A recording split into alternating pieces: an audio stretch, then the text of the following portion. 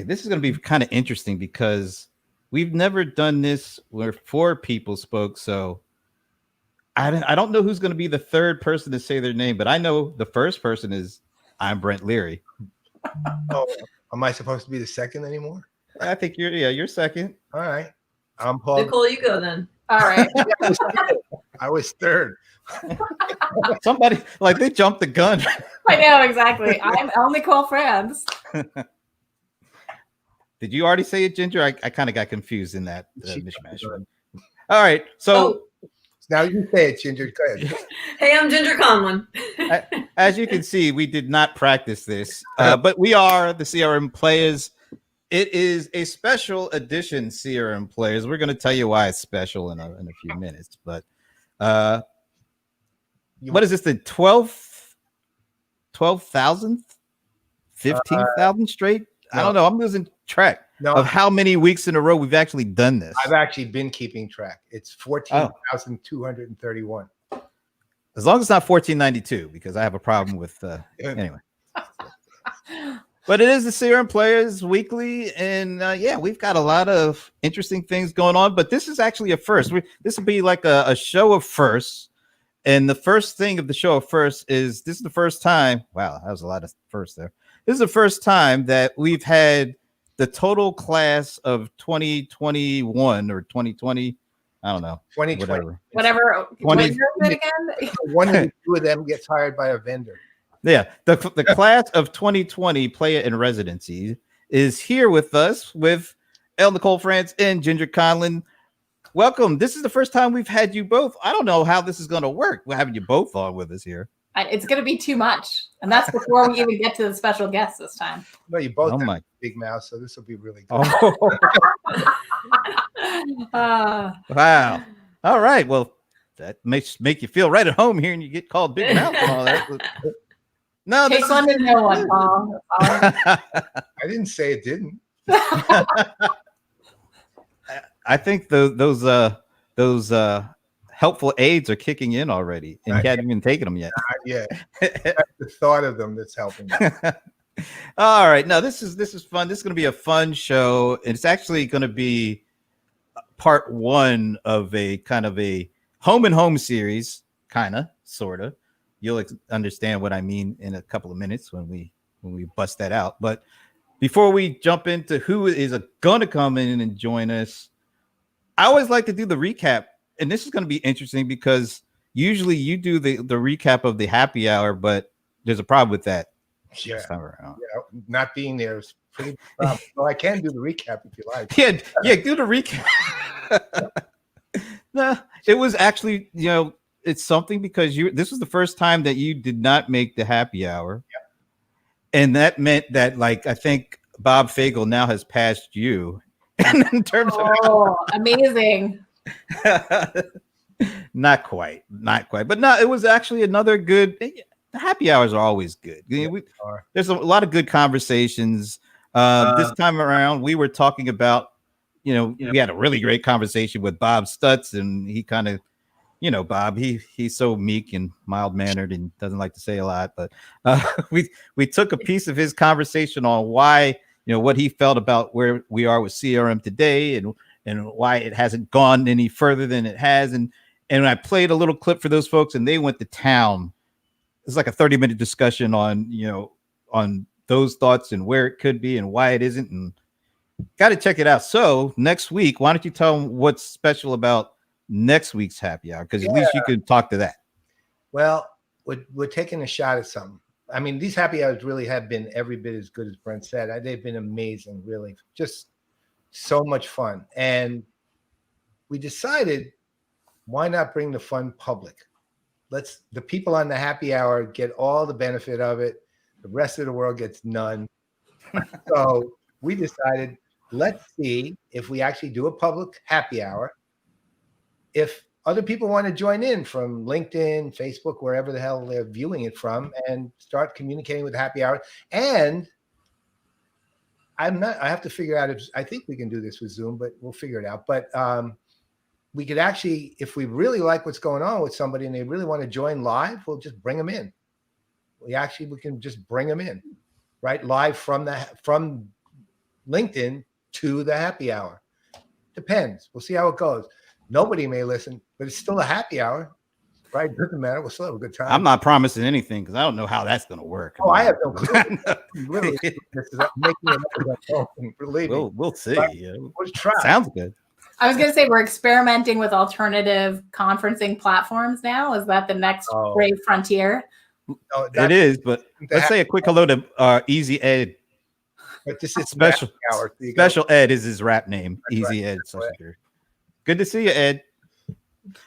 All right. No, I think it's going to be interesting. You know, pushing the envelope. Nobody has ever done a Zoom with live stream before. Never, ever. So we're breaking ground here. All right. Anyway, before we get to the guest once again, you needed to do an update on where we are with the battle of the bands, right? Okay. So here's the thing.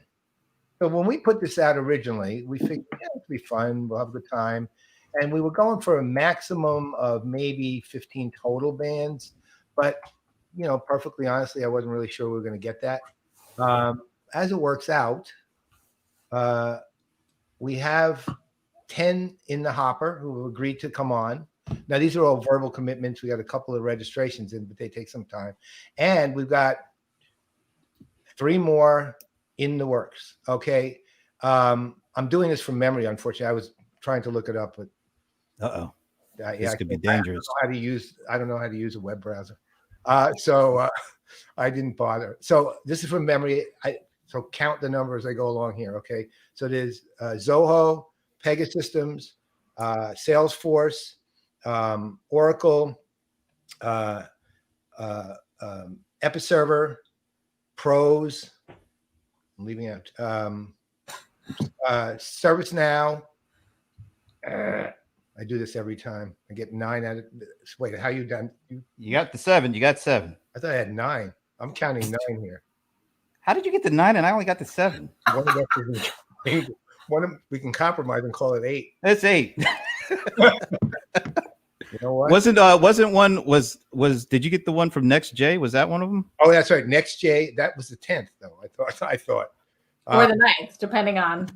Right. Well, that's why we'll call it 8 with a hopper of 10. There it is. It's close enough.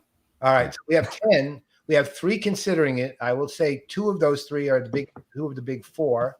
One of them is very likely. The other one is starting to pull it together. And one is a very small company who I've heard of, but I've never communicated with. They are responsive. We'll see what happens. But ultimately, since there's still time for registration, if you're a band or a group of people who play music and want to give yourself a name at a vendor, a technology vendor, submit your company, man. Look, some of this is working. I called a guy I know who really like the way it worked with one of the considerations. I know the guy who's like the rock star singer at that company. So I communicated with him. He started communicating with everybody there. Now they're pulling it all together. In another instance, with one of the vendors who are already in it, the way it went was I communicated with the analyst relations person, happened to be talking literally coincidentally to the newly appointed chief strategy officer, told him about it. He communicated with the AR person, and they're in. Right. And that's kind of how it works. Okay. You don't have to be known by us, any of the 4 of us. Now, the one thing I will tell you, you're looking at 4 of the at least 5 judges right here. The 5th judge is actually going to know something about music. So that might even be more compelling for people enjoying the battle of the bands. Actually, you know what? I had a thought, because one of the things I asked the happy hour folks yesterday was, in addition to your name and all that stuff, I asked them what was their favorite rock group or band or singer. We got some really great responses from that. Maybe we could have the CRM Playaz happy hour group as the 5th voter and audience. And bring that in. Those guys are good except for Bob, but personal opinion aside. I want to see the super band that emerges from this. That's like the ecosystem, like the CRM ecosystem. I mean, that's going to be awesome. Just saying. Because I kind of know about some of the people in it that could come out that way. I'm telling you. And the other head, Paul. No, here's the other thing. This is something that a lot of you guys out there may not be thinking about, but you have to produce these things. You're being required to actually produce 3 separate videos, right? Of each a song. Recommended cover song can be an original, but the song itself better be good, not just the music in that case. Right? So you're wiser to do covers. Yeah. But no covers of Prince. I'm telling you right now, if you don't want to win, do a Prince song. Right. So here's the thing. You got to produce those. And some of these companies have literally people who have produced music professionally. Right? So, yeah, there's some ringers out there. There are some ringers. Interesting. This competition. It's going to be an interesting thing. Mm-hmm. So you Nobody here, send email to me, no to Brent, LinkedIn, somewhere. Communicate with us, and we will take care of getting you the rules of engagement, which are complete, and the registration form. Okay, I've fallen way behind on comments here, but there's one I gotta look. Ed, I'm bringing your comments up. Ed, we were talking about next week. We will not be bringing you in this week because there's really no room for anybody else at this point. But we do want to see you next week, so show up, man. We're looking for you, and it's always good to see Sven. Wait. What? You want to go back to Ed? No, go down, Ed. 2 more comments. Next one.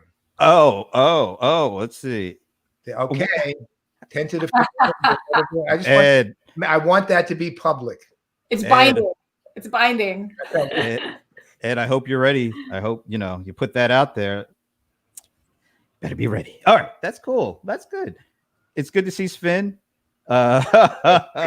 Sorry, Sven. No, that will not be happening. No. That's all I can say to that one. Sven, I have to give credit for original ideas, but I probably would use slightly different. Although this is for vendors, right? So it's not like for an analyst company like so. El Nicole, I'm sorry. It's okay. Honestly, for everybody, it's better. Bob, what do you resemble? Do you want me to fill that in for you, Bob? No. Okay. No K-pop. Sorry, Liz. No. Well, no, they can be K-pop. Just good luck on the boat. That's all. Yeah. Right. Yeah, please. Yeah, you have the K-pop band doing a Prince song. You got some serious. Wow. All right. Okay. So Battle of the Bands.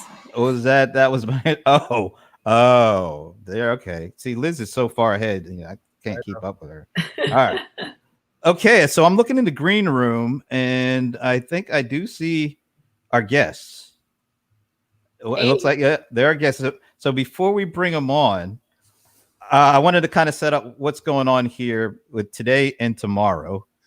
Paul and I have been talking about this for a while. One of the favorite things I saw on TV back in the day, like way back in the day, I was a big fan of Law and Order. And there was another show that was kind of like, I love gritty cop shows. Who didn't like gritty cop shows, right? So still love them. So Law and Order was like one of my favorites of all time.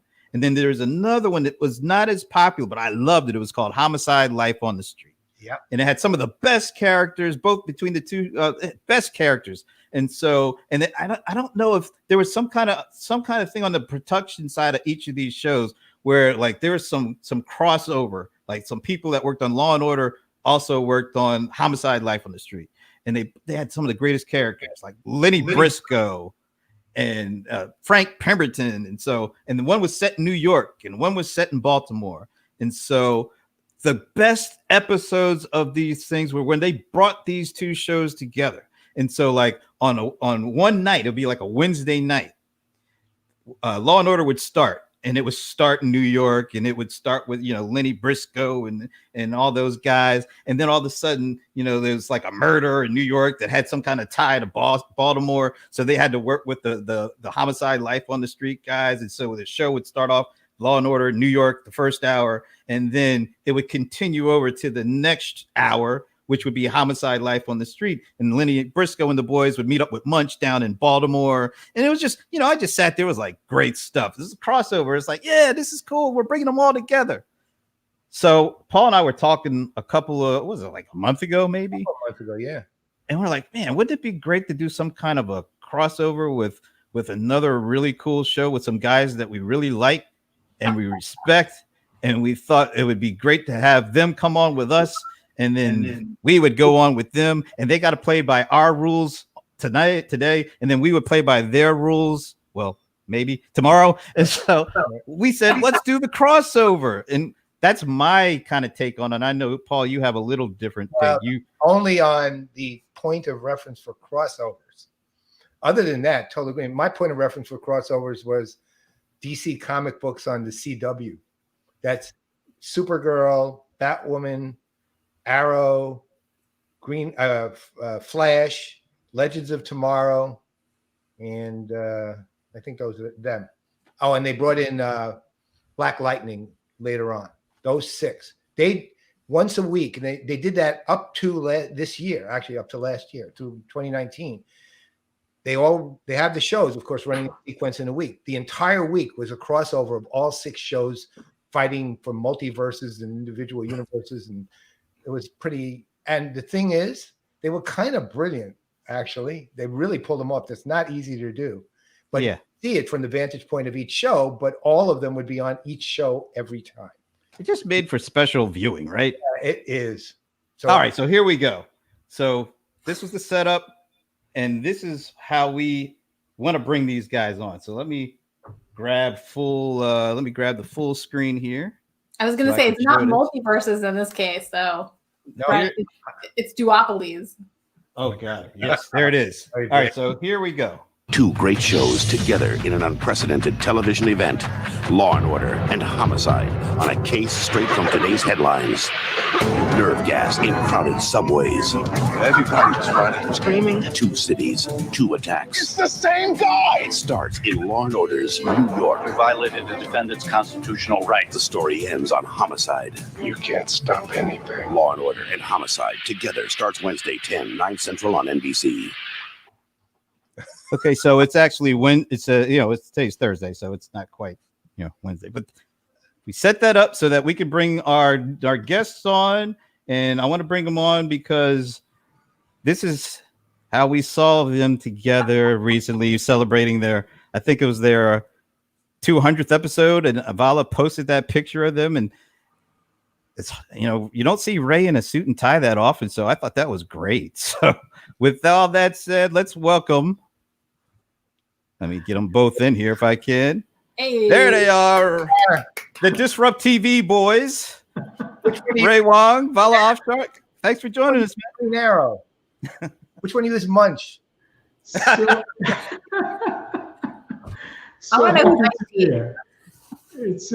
it's really Sunny and Tubbs, and I'm Tubbs.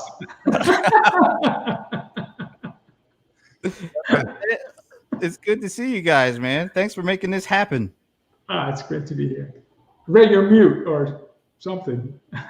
Yeah. Oh yeah, no, it's awesome to be here. How you guys doing? So. All right, man. That mic is working. yeah. Let me get that gain down just a little bit there. Sorry about that. The Shure SM7B mic. It is. It's a great choice. No. No, this is cool stuff. So, first of all, congrats on what is that? You just did your 200th episode or something? Man, that's awesome. 200 episodes. I mean, I don't know, Val. How do we do this? Like, it's like, oh my God, it's like 50 episodes a year. Yeah, it's pretty much. You're right. Yeah, it's 4 years old, 200 episodes. Yeah, you're right, about 50. Yeah. That's pretty amazing because we've been doing the CRM Playaz for like 3 times longer than you have, and we've only done like 20 shows or something. Ray is very disciplined. I just do what I'm told. Oh, no, not at all. Hey, no, it's been a great partnership. I mean, all I can say is that it's fun. Like we've learned each other's styles over the last 4 years, right? It's we know what gets each other excited on an interview. And I think that's, it's part of the fun. And we've got great guests. I mean, the shows don't work unless you have great guests, and that's awesome. But it's always about where did the lemons go? And what the heck is that? What is she talking about, Vala? I have a fruit basket behind me. I don't know. So it's just some green apples, red apples, and they're actually pears. But okay. No, Ed, you're not attempting to communicate too much. We love your communications. Okay, Ed. We're okay. We'll get you in. Hi, Ed. What's going on, Ed? Well, look, I mean, I know, having not only been on the show, but watched the show multiple times, you guys have, I don't even know where you find your guests, really. I mean, they're like amazing guests. They're from everywhere. I mean, that's the other thing. They're not like, so, we're modestly narrowly confined, although we're pretty good on the sports side. But you guys are just pulling guests from all over the map. I mean, and they're always with the right subjects in mind, but they're just such a wide range. And that alone is a hell of an achievement. Because, look, I watched other shows too, but honestly, the chemistry with you two is great, number one. I was going to say that's the thing. I mean, you guys both, Brent and Paul, Ray and Vala, it's all about the on-screen chemistry, right? I mean, that's really what keeps the show going. And aside from great guests, what keeps people coming back. Yep. And having great players in residence. Yes. To come in and fill in. Just spicing it up a little bit from time to time, I'm just afraid we're going to lose them because we can't seem to keep our players in residence, We had one that joined Vala not too long ago. That was a great get, by the way. That was a great get. Brian's amazing. Brian's amazing. It really is. Jamie too, exactly, too. That was the original Playa-in-Residence, actually. Absolutely. Hey, one question that I wanted to start off with, I want to ask you guys, like, what's your favorite your CRM software, Vala? Oh, that's awesome. Well, I mean, that's a great question. So I answered that question in 2003 when the company was only a few hundred people. Remember, this company was founded March 8th, 1999. So in 03, they had sales automation, and they were just thinking about service, so that you had a case object, so you had Service Cloud, but this was before, way before what it is today. So, and the reason they were my favorite was not the technology; it was the grit and the soul of the company. We were a blue collar company, and I was pleasantly surprised to find a tech company in San Francisco that also had blue collar mentality and just really was deeply, intensely focused on making sure my team would be successful. And before I hand the floor to Ray, I just want to say that the history of choosing that company was the first blog I ever wrote. So my first blog I ever wrote was an invitation from Paul Greenberg in 2012. It was February of 2012. And he connects with me and asks about, he just said, tell me how you use CRM. And by the time I finished, the story included, using CRM to chat with machines, on social channels, prescriptive analytics and guessing customer temperature, balanced performance scorecard of all my 200 service staff professionals. So by the time I finished, and Paul was kind enough to let me just go on and on, he said, you need to write a blog. And I told him, I don't write. In fact, I told him I'm a shitty writer. I went to school and studied double E, and I wish I could go back in time and practice my writing and speaking rather than chemistry and physics and math and signal processing and so on and so forth. So he said, don't worry, I have a popular blog on ZDNet, and I will coach you with the article. And I'm thinking, I'm an executive, so I'm sure when he means coaching, he's probably going to just take my draft and publish it. So I send it to him, and within a few hours, he sends it back and says, this doesn't sound like you, and you're not capturing the story. So work on it and send it back. I'm like, oh, geez, he's giving me feedback. So I worked on it really hard, and I send it to him. He sends it back. No, it's not in your voice. It's too complicated. You're using too many jargon. Work on it, send it back. And I'm like, does he know I have like a $50 million budget? Does he know I manage thousands of people? Why is he sending it? So I I think we went back 6 or 7 times before Paul said, yeah, I think you captured the essence. And it was the most popular piece of content written about my company. And this year, since March, I've written over 70 ZDNet articles. I think I've written 73 ZDNet articles since March. But the first blog ever was Paul. So to answer your question, my favorite CRM is Salesforce, and that's 10 years as a customer. And Paul gave me a chance to share that story in 2012. And when I say he's a mentor, an indifferent author would have just taken the first draft and published it. A mentor will push you and stretch you and make you feel uncomfortable until you achieve something that's good. And I owe all of that to Paul. Sorry for the long answer. And we don't know anything. No, I asked for it, so no, that's cool, man. But I do want to follow up. So you have a favorite, CRM. You also have a lot of favorite sports teams. So I'm not going to get into like the specifics or anything, but so if you had to choose the love of that CRM company or the love of that sports team, which comes first? Since one pays the bills, since one's the pay my dream job. I got to tell you, coincidentally, yesterday I hosted a webinar, and I personally invited president of the Boston Cannons, the lacrosse team, president of Revolution, the soccer team, Brian Shield, the CIO of the Red Sox, Jay Westland, the CIO of the Celtics, and Fred Kirsch, the chief digital officer of the Patriots. And I had the owner of the Celtics, Rob Hale, as my fireside chat. Rob Hale has donated $300 million to charities in the last 5 years. Wow. He's the most giving CEO in New England. $300 million in the last 5 years. That was yesterday. But the Boston Celtics are my favorite team because I played basketball in high school, and I was a first-gen immigrant, and when I moved to the U.S., I didn't know any of the sports. I only knew soccer, and the only sport where you didn't need friends to play was basketball. So I literally bought a ball, went to a park because I had 0 friends, and I just shot baskets, and I fell in love with it. So basketball is my favorite sport. Perfect. That's basketball. Yeah.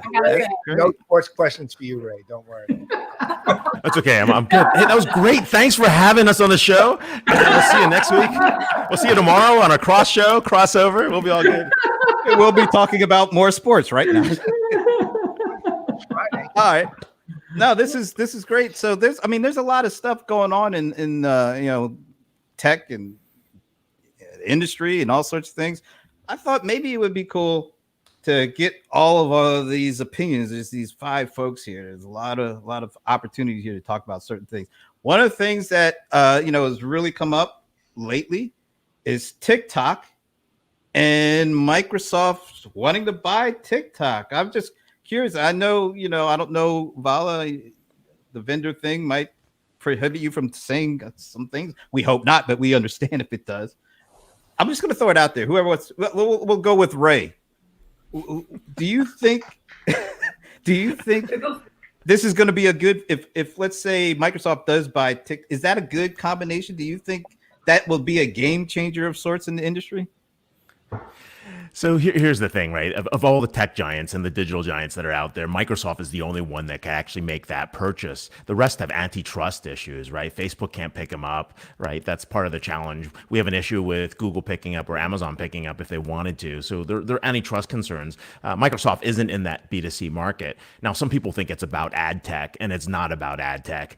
It's about building a bigger consumer base, a bigger and younger consumer base to actually complement their social graph. And that's the game that they're trying to play. That's part of the reason they bought LinkedIn. It was to get to the B2B. They bought GitHub. They started to do things around Xbox and game developers as well. So they're trying to get to a younger base and hit that market. Now, the challenge, though, is, the company's valued somewhere between 10 and 40 billion. And depending where the cut goes or what happens with this, it could either be a really good deal or it can quickly become a bad deal. Plus, there's a number of lawsuits going on in terms of, the way they've use their technology. Other people are claiming that their patents are being violated, and it's just a mess. So I think for Microsoft, it'll be a great deal if they can pick it up for on the cheap, and if they can't, well, TikTok just dies and someone will have to build a new one. I'm really curious to see though how it changes the dynamic for Microsoft, because they've got a sort of moral high ground at the moment when it comes to consumer data privacy, and buying into TikTok would really seriously change that equation. So I'm sure it's something they're thinking about, and obviously we won't hear what they think until and if there is an actual purchase, but it's going to be interesting to see how that changes their overall position. Well, the thing with Microsoft, if you have to go back to even pre-Satya days, is the one thing that they did literally better than any other the tech giants in their particular universe was end-to-end consumer to business ecosystem, right? They had that no one else did, really. I mean, you can't argue for Sony because that can handle the end-to-end there, but it doesn't have the business side the way Microsoft does.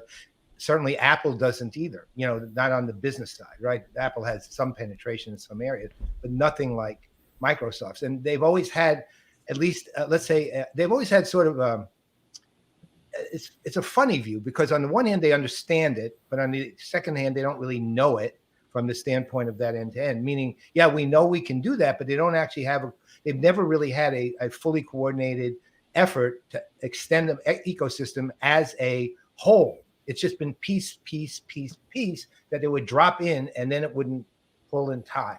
So, for example, I mean, just one of the examples is I still contend to this day that while I thought LinkedIn is a perfectly valid acquisition, they're wasting a lot of its potential by not. And the single thing they could do to open it up would be just open the API up. Stop playing with it as a tool, so that people will buy licenses of Sales Navigator, which I still think is a piece of crap, right? So, the thing is that TikTok's in effect on the consumer side of that ecosystem is in a similar position, right? You can to Ray's point, and actually yours too, Nicole, on the privacy issue, which could actually derail the whole thing. But on to Ray's point, on that level, it's a potentially great acquisition, depending on what they pay, of course, but it's a potentially great acquisition. But a lot of it has to do with what Microsoft really decides to do with them. They so far on these super big ones, which again, I think they're good acquisitions. I really do. They just don't exploit it to the fullest potential they have. They just don't. And they should. So company I see doesn't get it. Yeah. I see two issues. One is the be careful what you ask for side, because right now Microsoft has very limited concern about, for example, with LinkedIn, like what's being said on their platform, the way, Facebook, for example, and Instagram are dealing with, and YouTube dealing with, hate speech and things like that. And so TikTok does have issues with that. So does Microsoft, are they prepared to take that on? That's one side. And the other side is technology. What exactly do they get? Do they get access to the secret sauce or do they not? Because if they get access to the platform, but not the technology that's like the magic behind it, is it really a good deal? Mm. When you think about digital monetization models, there's you do ad, you do search, you do goods, you do services, you do membership, and you do subscriptions. And someone pointed out this could be an advertising play. It could if Microsoft was serious about advertising. They totally messed up Aquant, right? Aquant was supposed to be their ad networks, put that into play, and it didn't work. And so the question is really, have they learned from their acquisitions? Like Yammer was a horrible acquisition. LinkedIn it's a horrible acquisition. Let's be honest. Skype was a bad one too. They did nothing with it for 10 years. It's just, the question is why are they purchasing the property and what are they going to get out of it? And it doesn't seem very clear, but if they want a social presence and a social graph, it makes a lot of sense. Now there's a lot of conversations about Apple potentially buying, TikTok as well and in the running, but it doesn't fit their model. Apple doesn't want to be in the ad model. They want to be in subscribers and membership growth, and that would unless they're going to give it away for free, right? And and that would mean maybe if people bought more iPhones, right, maybe we could get more usage, but they don't need that, right? So it just doesn't make sense there. So I think if Microsoft doesn't buy TikTok, it's gonna be interesting to see what happens to them. What's really interesting is I think Microsoft tried to compete with Amazon and try to build out a network like what Amazon bought with Twitch. They threw in the towel on that one and now I think they're working with Facebook. Seems like that's just not their area of expertise, or I don't know if this is where they may want to go, but it doesn't feel like this is something that they've been good at trying to put together. But Xbox is amazing, right? What they've done with Xbox is just incredible, right? I mean, well, that was a great purchase that worked, but they haven't really done a whole lot of integrating that into the mothership either. No, and I think they've done well precisely because they have not tried to integrate it into the mothership, right? So yes, yeah, Alan's great question there. Right. Yeah, that's what happened. You know what? I think that is buying the pieces to the puzzle are great, but putting that puzzle together is a whole other thing. And I don't know, some things it just doesn't feel like Microsoft has really done great. It's not just them. There's some other companies have been trying to do this stuff too and haven't been able to pull it together. I think there was a story at some point of some rumors when Microsoft and another company was having some great relationships, and they talked about a partnership and maybe an acquisition, and this wonderful CEO explained to Satya how B2B2C works, right? And why it's important to have some of those pieces. And instead of that company acquiring LinkedIn, Microsoft went in and took the deal and then scuttled the merger. Those who are in the inside know exactly what I'm talking about. But that kind of set off that notion in Satya's head that they want to go to B2B2C and how to get to younger users, how to get to younger demographics. And I think that was instrumental in one part of that. And so if this is really about, and you flashed something, Brent, earlier, I couldn't see it fast enough, about, this is TikTok plus Minecraft plus Xbox. That was Alan's got a great point. Yep. Alan's got a great point. One of these days, Alan's going to come over and become an analyst. But the idea is, that is a great way to get that set up. Right. And that gets you some of the consumer graph data that they don't have. And the belief at Microsoft is really like, how do we get Teams to connect to everything else? They hope Teams is the glue that brings all the disparate pieces. So there's something there. We'll see if they actually fully execute out a B2B2C strategy where, the individual can be an enterprise. The individual can be part of a consumer play. The individual can have another role. But that's been very hard for most companies to pull off. Amazon is probably the closest to trying to get there. Apple, maybe the next one. And then, of course, Google. So we'll see. I think on the Microsoft side, though, they have the tools and they have the ability, and they even have a number of the personnel they need who think that way. But it's been a historic issue. I mean, look, again, I identified an ecosystem of the end-to-end consumer to business ecosystem in 2006, and they even had the tools sitting there then, right? But the biggest problem is how you utilize the tools you have when you have them, and how you establish those kind of links. I mean, the problem with Xbox plus, say, TikTok plus Minecraft is plus, right? It's not a plus, right? That's the thing. Then you just have a bunch of pieces being added together. That's not how an ecosystem works.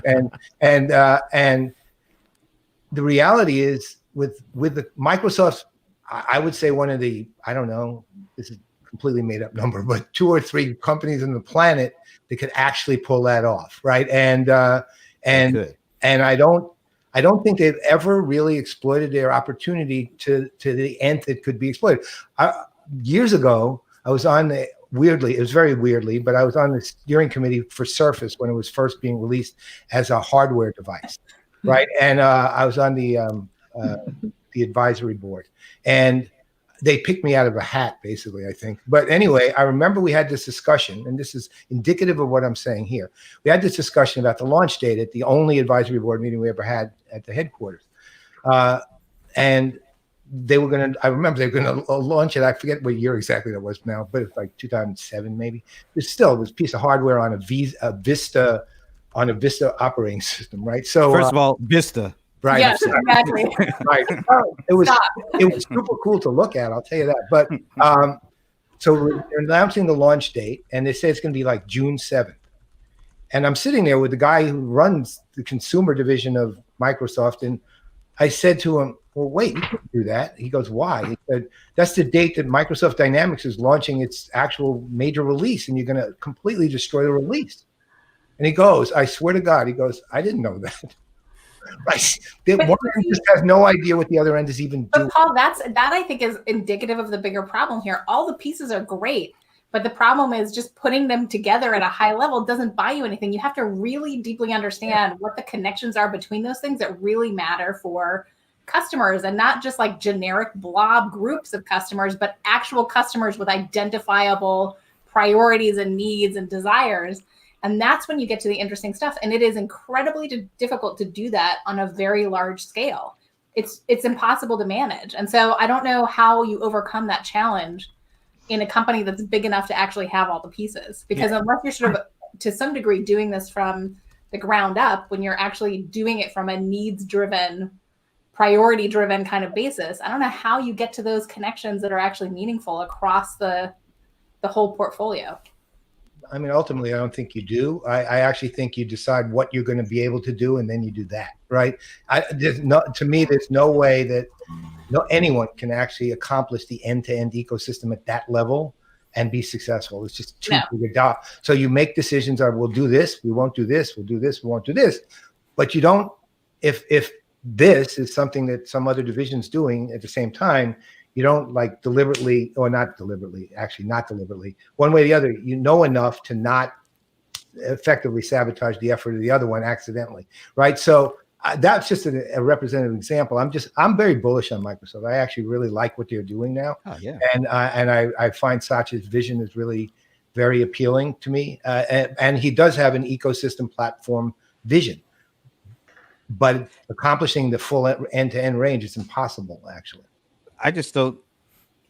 I think Amazon got lucky when they bought Twitch, and I think they bought it for a specific reason. That never happened, but that engagement that Twitch has, it's like 5 billion hours last quarter of engagement of the next generations of spenders. I know.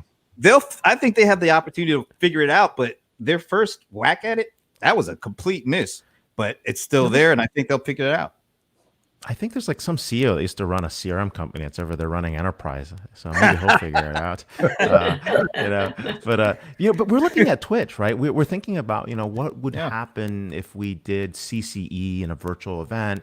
What platform would give us the highest level of engagement? And Twitch is looking like a great option, right? Mm-hmm. You could have our folks drawing the digital graphical recording from Heather, right? You're on main stage, and then let's call on Brent, let's call on Nicole, let's call on Ginger, let's get them all together, right? That's awesome, right? To be able to do that as you're coming into these segments, right? And so I think there's something between Twitch, StreamYard, and a couple other tools we're thinking about pulling together to have kind of a very interesting event. But right now, I wish I could convince the county that can we safely put more than 100 people or 50 people in this ballroom? I don't think so yet. So it's getting a little scary. So. We're veering. I just need to throw in though. There's another war going on for the Gen Z and other youth right now that we all need to know about. It's the mac and cheese war between Kraft mac and cheese and Cheetos. Oh, I didn't know that. Could you explain this, please? Cheetos is launching a line of mac and cheese based on all their regular flavors, including the spicy. And Kraft mac and cheese is now advertising that you can also eat it for breakfast. Oh. What? Yep. That is one of the hot things. Remember when Cheetos had a lip balm? Let's not go there.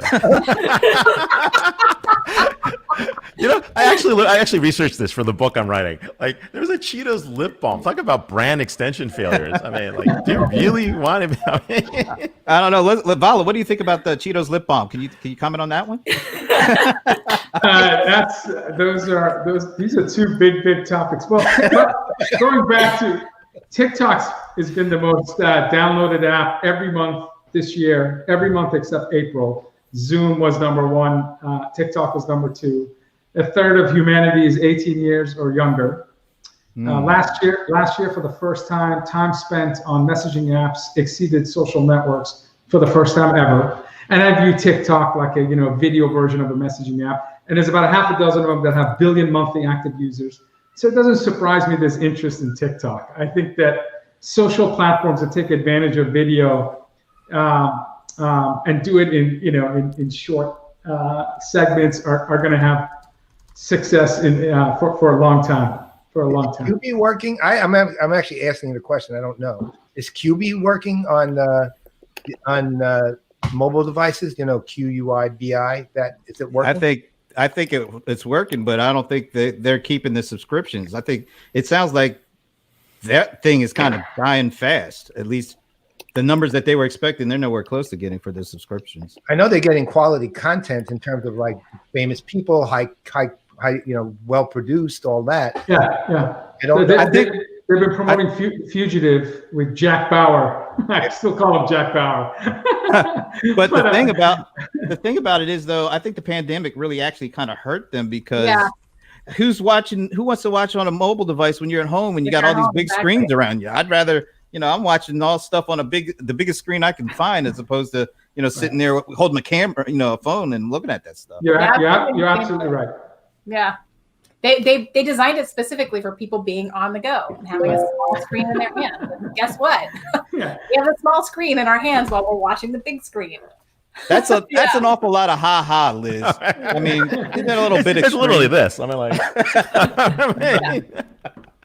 All right. Okay. Now I was expecting a nice 10-minute conversation on that. That turned into like 30, but that's a good thing. What a surprise. All right. I guess maybe we have time for one more. I want to set this up. I have a video clip. This is something that took place last week. It was, the big hearing with the Fang guys. Actually, it was a virtual hearing. It wasn't even all that big. I mean, they weren't getting grilled on the skillet because they were at their home, chilling. I'm sure they had a lot of comfort around them. So anyway, it was a big thing that happened last week. So I have a little clip to set up the next conversation. Let me do this. And then let me do this. It was a historic gathering. Apple's Tim Cook, Facebook's Mark Zuckerberg, Amazon's Jeff Bezos, and Google's Sundar Pichai, all on video link to defend themselves against claims that their companies are too powerful. Just as America's technology leadership is not inevitable, Google's continued success is not guaranteed. New competitors emerge every day, and today users have more access to information than ever before. Competition drives us to innovate, and it also leads to better products. We build platforms for sharing ideas, and important debates play out across our services. I believe that this ultimately leads to more progress, but it means we often find ourselves in the middle of deep disagreements about social issues and high-stakes elections. I personally don't believe that private companies should be making so many decisions about these issues by themselves. And that's why last year, I made the case that there needs to be new regulation for the internet. All right, let me bring everybody back in. All right, so what do you make of what happened last week? Was it a big deal? Are these 4 companies in danger of anything major happening to them? I'm just opening the floor. It seemed like a whole lot of conversation, and all the content I was reading afterwards, like it was just like, this is what happened. Oh, okay, is there a what's next? I'm not seeing a what's next.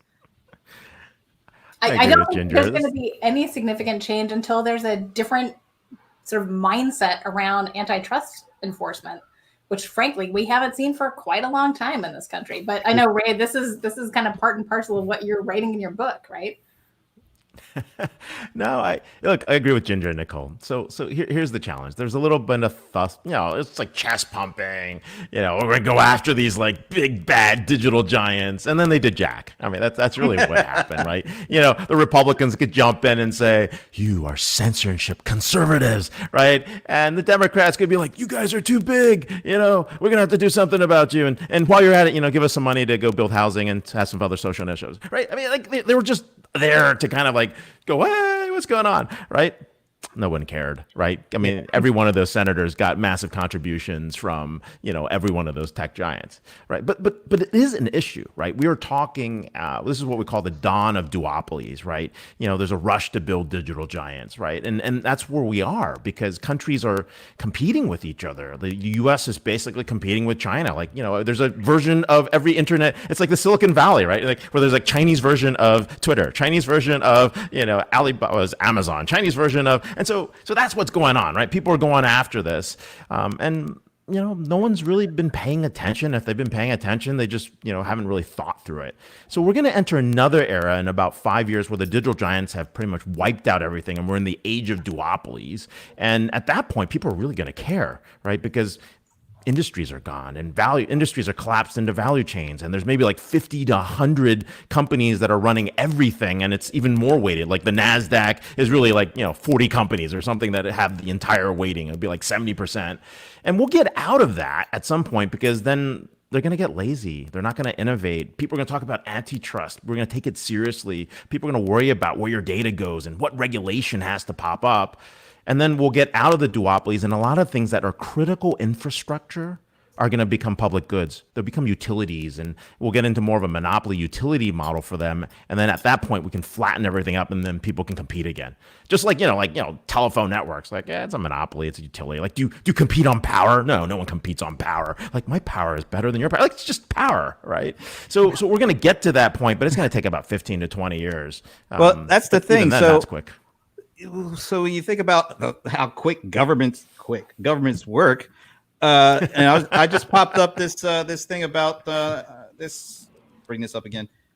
This guy here. I mean, think about like the Sherman Antitrust Act, and you think about what happened with Standard Oil and Bell. Those laws were made for that kind of stuff. That's like over 100 years ago. Technology moves so quick, and these companies are moving quicker. By the time Congress does anything, if they do anything, they're going to be solving for the problem that was like 20 years ago. These guys are already moving on to what's next. So is there any actual way to stop these the big fangs, or anybody else that gets added to the fangs? But I mean, why? Well, there's two things. One is watching the clip with Zuckerberg. I really have a hard time understanding how anyone in the world could possibly like that guy. I swear to God, just looking at. So beyond that, here's the thing. Look, my background. I'm a leftist, okay, and I have always been a leftist. I always will be a leftist. But that's never going to change till the day I go, right? And probably even afterwards, right? So, Wow, wait a minute. Did you say probably even afterwards? Yeah, meaning up there. He's going to haunt us. He's going to be haunting us with this. We don't have it down there, okay? So up there. Right. Since there's only an up there, I'll be on the left wing of that. Right. Whatever's up there, I'll have one wing and it'll be left. Right. So here, but here's the deal. Just because something's big doesn't make it evil. Okay. That's the part that it kills me every single time. Right. I agree. Bigness doesn't require evil to be big. Right. There's a lot of companies, Vala's employer being one of them, who make a big point, who do good in this world, and they help the world. And without them, we actually are hurting.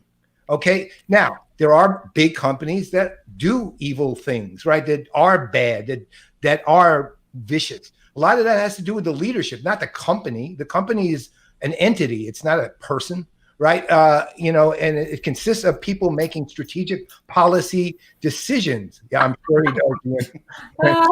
It's too bad. We had a falling out many years ago, right before he founded Facebook. It was .edu, right? That one was good. That got me. But I agree with Paul, right? Size isn't the issue. There's some things we need economies of scale, but there are anti-competitive rules. The Sherman Antitrust Act, the Clayton Act, like all those actually are still relevant, right? And if you look at what EU has done in anti-competition, I mean, there's a whole chapter in my book on this, right? Bundling, collusion and price fiction, exclusive dealing, exclusive rebates, forced upsell, margin squeezing, predatory pricing, price discrimination, refusal to provide IP, refusal to supply. Those can effectively put into place. And like Paul, on the other end of the spectrum, I'm basically a free market capitalist, right? But I realize that you can't have free markets if there isn't a fair playing field, right? You need the regulations in place to create that limitations. Part of that is enforcement, and to your point, Ray. Also, by the way, totally a free market capitalist. But part of the point is, are these markets actually free? Are asymmetrically, influenced? And a huge part of that is actually enforcing the regulations that exist. So to your question, Brent, and as Ray said, I think the issue is less that the regulations themselves are outdated and more the fact that they're not being applied and reinterpreted for the current business environment that we have. Right. And the reality is there just has not been the will or the appetite to actually put them into effect. And so we sort of end up with this vacuum where it's sort of assumed that this isn't the kind of behavior that actually adversely affects market economies, and that becomes a problem. So I think naturally occurring scale certainly makes sense. If you talk to anybody in the grocery business, they'll tell you you cannot enter a market without investing in a significant degree of scale from the very outset. So there are certainly cases where that absolutely applies, but there are likewise, so that's barriers to entry, but there are likewise absolutely situations, and we see many of them in technology, where these things are subtly used to really quash competition. I mean, going back to the TikTok discussion, there's every opportunity for someone to buy it and kill it. That's clearly not been Microsoft's MO, but we've absolutely seen that. With Intentional MO. I was waiting for you to intentionally kill the competition by buying them. Absolutely. But I guess the difference is my favorite 20 seconds of these hearings is when the government leader says, Mr. Zuckerberg, you just said Facebook is free. So how do you make money? And he responds, Senator, we sell ads. And the senator goes, oh, that's very ingenious. so unless we vote more Andrew Yangs into the House. Wow.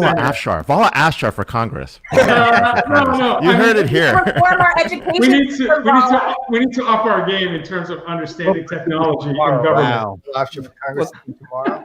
Afshar for Congress. Afshar for Congress. That's kind of proved the point is if these guys are the ones making the regulations and applying them, and they don't even know that you can make some nice money on ads on the internet. This is the 5th most valuable company on earth, and he's asking them, how do you make money?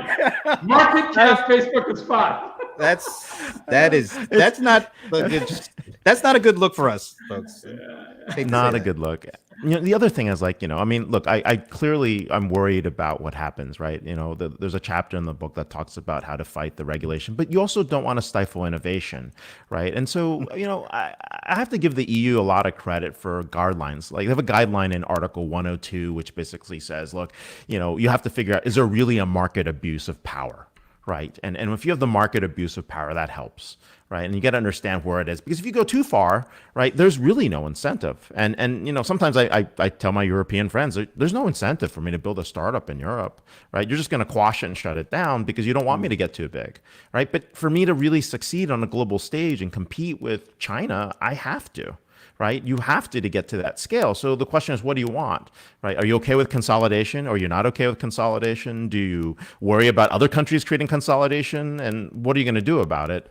And I think that's been the challenge. But I think there's a lot of great rules out there, and enforcement. Back to Nicole's point, it's ironically missing. Yeah. I was going to say, ironically, Ray, the interesting thing about startups in Europe is not regulation that kills them. What kills them is the fact that the really big pools of money are still in the U.S. And so any European startup that really wants to be a serious contender that needs that scale of investment, and trust me, I've been party to a whole lot of the discussions where people are bemoaning the fact that this is still the case. European startups come to the US. So it's not even a case of getting to a size and scale where regulation becomes a problem. It's access to capital and access to a scale of investment. But I think it's access to intelligence too. If we got dudes in Congress that don't even know how Facebook makes money. I mean, and then somebody made a point about mail. I mean, we're even at the point where we don't even know if we can trust the mail system here. We definitely can't. I guarantee that. Judging from the things that I'm supposed to get on days I'm supposed to get them. I'm starting to feel a whole nother discussion about democracies and electoral processes. Hey, I'm great. I got to run out of here. Now that you bring that up, Ray, there is this show called DisrupTV that's tomorrow, I believe. And I think being the second part of a crossover, maybe we can cross over some of this stuff and cover a little bit over it on that side. But it's amazing. That's right. It's amazing how quick this hour went. I mean, this has been great. The great comments are coming in.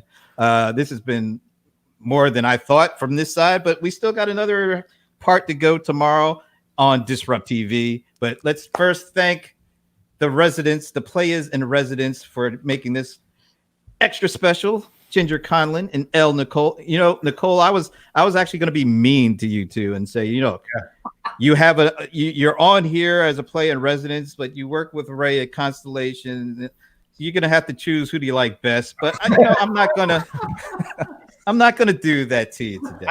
To be perfectly honest, I recommended that you say Ray since he's the one with your paycheck. I was going to, but I was going to say, to Ray's great credit, as you can tell, we don't always agree, and I think that's part of what makes Constellation, frankly, a pretty awesome place to be. We have some great discussions and some very open and sometimes very contentious debates.